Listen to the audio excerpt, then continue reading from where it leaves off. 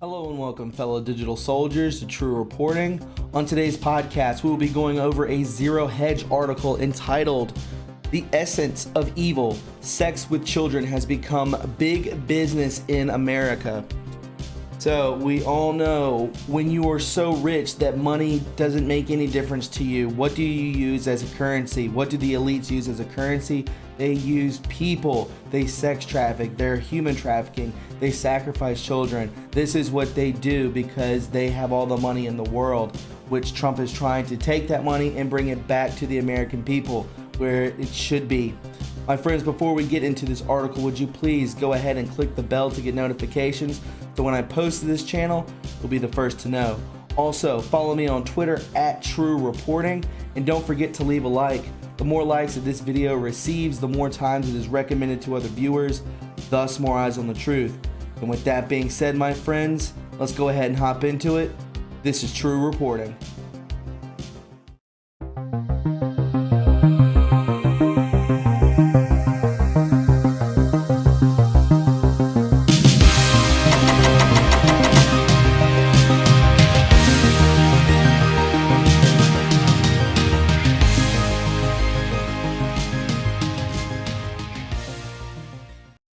Alright guys, it's good to have you aboard. Let's go ahead and hop into it. This is True Reporting. We can see here children, young girls, some as young as 9 years old, are being bought and sold for sex in America. The average age for a young woman being sold for sex is now 13 years old. This is America's dirty little secret. Sex trafficking, especially when it comes to buying and selling of young girls, has become big business in America, the fastest growing business in organized crime, and the second most lucrative commodity traded illegally after drugs and guns. The investigative journalist Amy Fine Collins notes it's become more lucrative and much safer to sell malleable teens than drugs or guns. A pound of heroin or an AK-47 can be retailed once, but a young girl can be sold 10 to 15 times a day, and a righteous pimp confiscates 100% of her earnings. Consider this: every 2 minutes a child is exploited in the sex industry. According to the USA Today, adults purchase children for sex at least 2.5 million times a year in the United States. Who buys a child for sex? Otherwise, ordinary men from all walks of life. They could be your coworkers, doctors, pastor, or spouse, writes journalist Tim Swearens, who spent more than a year investigating the sex trade in America. In Georgia alone, very close to where I am, friends, it is estimated that 7,200 men, half of them in their 30s, seek to purchase sex with adolescent girls each month, averaging roughly 300 a day. On average, a child might be raped by 6,000 men during a 5-year period of servitude. It is estimated that at least 100,000 children, girls and boys, are bought and sold for sex in the U.S. every year, with as many as 300,000 children in danger of being trafficked each year. Some of these children are forcefully abducted, others are runaways, and still others are sold into the system by relatives and acquaintances. Human trafficking, in quotes, the commercial sexual exploitation of American children and women via the internet, strip clubs, escort services, or street prostitution, is on its way to becoming one of the worst crimes in America, said prosecutor Krishna Patel, free trading psychology consultant. Only for serious traders who already know what their trading challenge is in their mind. If you know how to trade, you will realize that you are losing because of the trading psychology challenges. If you cannot pull the trigger, if you enter late, chase the market, take premature profits, move your stops, revenge trade over trade, trade impulsively, or suffer from one bad day or one bad trade that destroys weeks of disciplined trading, there are 3 steps you should immediately take to save your trading career. Is this sick or what? In upcoming books, Steve Era presents President MS, trading psychology specialist, master's in clinical psychology, explains these 3 steps. A trader keeps breaking his rules and losing because of this. The subconscious mind has negative programs. There we go. That sounds like MK Ultra to me. Programming. These programs include, I am strong, and if I walk away after a loss, that makes me weak. I am embarrassed by losing, so it's safer not to take a trade. I still remember old losses, which create emotions that prevent my clear perception of the hard right edge of the screen. I need to prove that I can win in trading and far more. There are 3 steps that delete these programs and install ironclad discipline, so you can trade the market without your mind and emotions interfering in the heat of battle. You're just trading people, you are almost numb to it. Free consultation with a high level trading psychology specialist only if you meet these qualifications. Gross. This is an industry this is an industry that revolves around cheap sex on the fly with young girls and women who are sold to 50 men each day for $25 a piece, while their handlers make $150,000 to $200,000 per child each year. This is not a problem found only in big cities. It's happening everywhere, right under our noses, in suburbs, cities, and towns across the nation. As Erie Allen of the National Center for Missing and Exploited Children points out, the only way not to find this in an American city is simply not to look for it. Don't fool yourselves into believing that this is merely a concern for lower income communities or immigrants. It's not. It is estimated that there are 100,000 to 150,000 underage child sex workers in the U.S. These girls aren't volunteering to be sex slaves. They're being lured, forced, trafficked into it. In most cases, they have no choice. In order to avoid detection in some cases, aided and abetted by the police, and cater to male buyers' demand for sex and different women. Pimps and the gangs and crime syndicates they work for have turned sex trafficking into a highly mobile enterprise, with trafficked girls, boys, and women constantly being moved from city to city, state to state, and country to country. For instance, the Baltimore-Washington area, referred to as the Circuit, with its I-95 corridor dotted with the rest stops, bus stations, and truck stops, is a hub for sex trade. No doubt about it. This is no doubt about it. This is a highly profitable, highly organized, and highly sophisticated sex trafficking business that operates in towns large and small, raking up inwards up to $9.5 billion a year in the U.S. alone by abducting and selling young girls for sex. And as you know, this is off the record, I-95 goes, I believe, all the way from Key West to Maine. That is miles, hundreds and hundreds of miles, if not thousands. It's got to be thousands of miles. That's a lot of, that's a huge circuit, as they call it, from Baltimore to Washington in that area. A lot of population there, too. Every year, the girls being bought and sold get younger and younger. The average age of these women being trafficked is 13. Yet, as the head of the group that combats trafficking pointed out, let's think about what average means. That means there are children younger than 13. That means 8, 9, 10 years old. For every 10 women rescued, there were 50 to 100 more women who were brought in by traffickers. Unfortunately, they're not 18 or 20 years old anymore, noted a 25-year-old victim of trafficking. They're minors as young as 13 who are being trafficked. They're little girls. Where did this appetite for young girls come from, you ask? Look around you. Young girls have been sexualized for years now in music videos, on billboards, and television ads, and in clothing stores. Marketers have created a demand for young flesh and ready supply of over-sexualized children. In quote, all it takes is one look at MySpace photos of teens to see examples. If they aren't imitating porn, they've actually seen. They're imitating the porn-inspired images and poses they've absorbed elsewhere, writes Jessica Bennett for Newsweek. Latex, corsets, and stripper heels, once the fashion of porn stars, have made their way into middle and high school. This is not good, guys. This is what Bennett refers to as the pornification of a generation. In a market that sells high heels for babies and thongs for tweens, it doesn't take a genius to see that sex, if not porn, has invaded our lives, concludes Bennett. Whether we welcome it or not, television brings it into our living rooms, and the web brings it into our bedrooms. According to a 2007 study from the University of Alberta, as many as 90% of boys and 70% of girls between ages of 13 and 14 have accessed sexually explicit content at least once. In other words, the culture is grooming these young people to be portrayed or to be preyed upon by sexual predators. And then we wonder why our young women are being preyed on, trafficked, and abused. Social media makes it all too easy. As one news center reported, finding girls is easy for pimps. They look on Facebook and social other networks. They and their assistants cruise malls, high schools, and middle schools. They pick them up at bus stops, on the trolley. Girl-to-girl recruitment sometimes happens. Foster homes and youth shelters have also become prime targets for traffickers. Rarely do these girls enter a prostitution rings voluntarily. Many start out as runaways or throwaways, only to be snatched up by pimps or larger sex rings.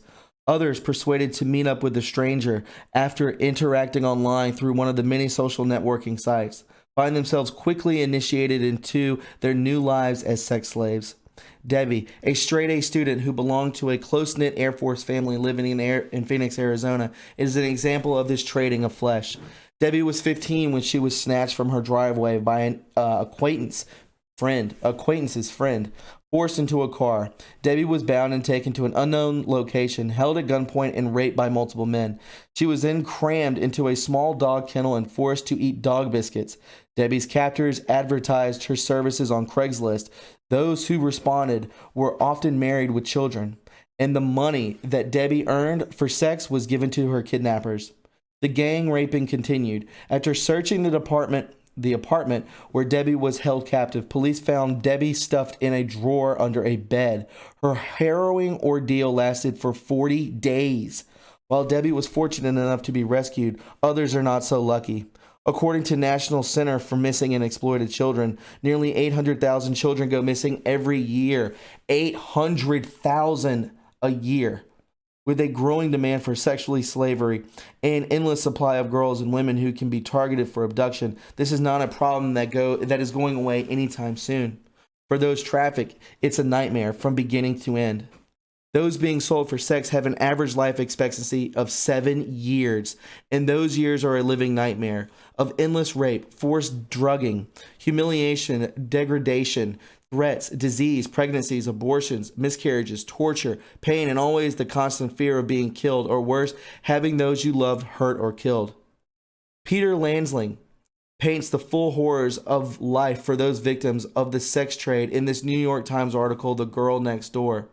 Andrea told me that she and the other children had been held, were frequently beaten up to keep them off balance and obedient. Sometimes they were videotaped while being forced to have sex with adults or one another. Often, she said, she was asked to play roles, the therapist, patient, or the obedient daughter.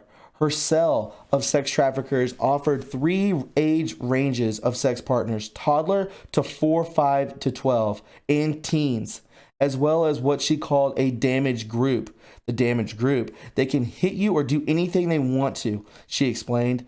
Though sex always hurts when you're little, it's so violent. Everything was much more painful once you were placed into the damaged group. What Andrea described next shows just how depraved some portions of American society have become. They'd get you hungry, then train you to have oral sex. They'd put honey on a man. For the littlest kids, you'd have to learn not to gag.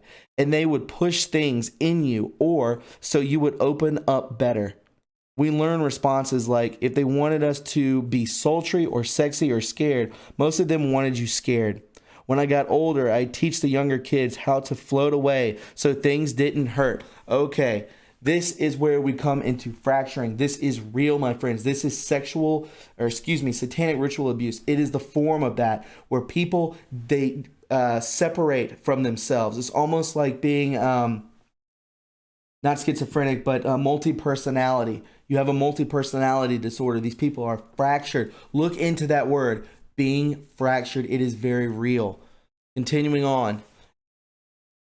It says, Immigration and Custom Enforcement agents at the Cyber Crime Center in Fairfax, Virginia, report that when it comes to sex, the appetites of many Americans have now changed. What was once considered abnormal is now the norm. These agents are tracking a clear spike in the demand for harder core pornography on the internet. As one agent noted, we've become desensitized by the soft stuff. Now we need a harder and harder hit. This trend is reflected by the treatment of many girls receive at the hands of drug traffickers and the men who purchase them. Peter Landsman interviewed Rosario, a Mexican woman who had been trafficked to New York and held captive for several number of years. She said, "In America, I had special jobs, oral sex, anal sex, often with many men. Sex is now more adventurous and harder." A common thread woven through the survivors' experience is forced to go without sleep or food until they have met their sex quota of at least 40 men. One woman recounts how her trafficker made her lie face down on the floor when she was pregnant and then literally jumped on her back, forcing her to miscarry. Dear Jesus. Holly Austin Smith was abducted when she was 14 years old, raped, and then forced to prostitute herself. Her pimp, when brought to trial, was only made to serve 1 year in prison. Again, we have got to clean up these judicial systems. They are rotten. Barbara Amaya was repeatedly sold between traffickers, abused, shot, stabbed, raped, kidnapped, trafficked, beaten, and jailed all before she was 18 years old. I had a quota that I was supposed to fill every night. If I didn't, I'd have the amount of money. I would be beaten, thrown down the stairs. He beat me once with a wire coat hanger, the kind you hang up clothes. He straightened it out, and my whole back was bleeding. As David McSwain recounts in the chilling piece for the Herald Tribune, in Oakland Park, an industrial Fort Lauderdale suburb, federal agents in 2011 encountered a brothel operated by a married couple.